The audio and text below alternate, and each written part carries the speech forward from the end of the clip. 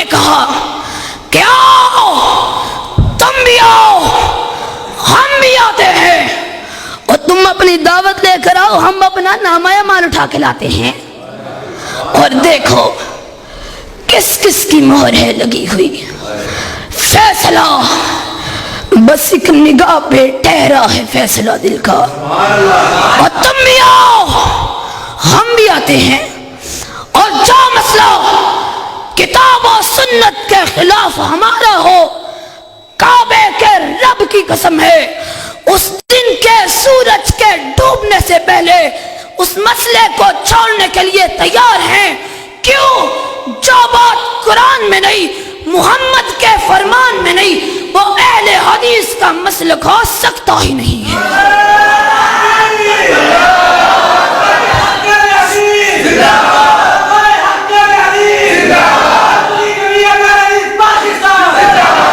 اور کہتے ہیں اگر فرقہ بندی منع ہے تو آپ نے اہل حدیث کیوں بنا رکھا ہے؟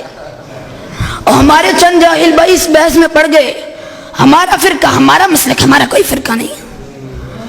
اور میں یہ بات واضح کر دوں، اہل حدیث کوئی مسلک نہیں، اہل حدیث کوئی فرقہ نہیں، اہل حدیث کوئی جماعت نہیں، اہل حدیث بس اس تحریک کا نام ہے کہ ساری کائنات کے مالکیوں، شافعیوں، حنبلیوں، حنفیوں اور دوسرے لوگوں، ان سب کے اماموں کا احترام سر آنکھوں پر، اور جو ان کے احترام میں خلل ڈالے اس کے ایمان میں شبہ ہے، اس کا دین نامکمل ہے۔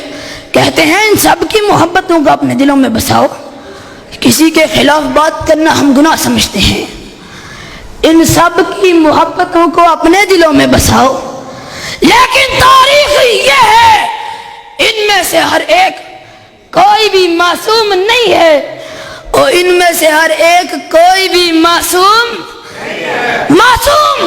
اگر رب نے اس کائنات میں کسی کو بنایا ہے تو صرف آمینہ کے لال کو بنایا ہے۔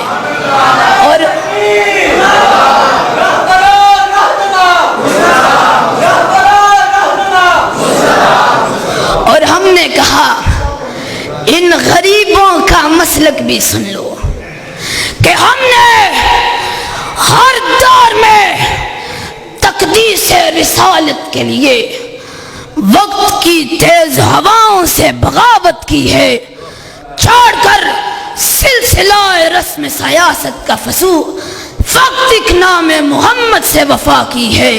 وآخر دعوانا ان الحمدللہ رب العالمین۔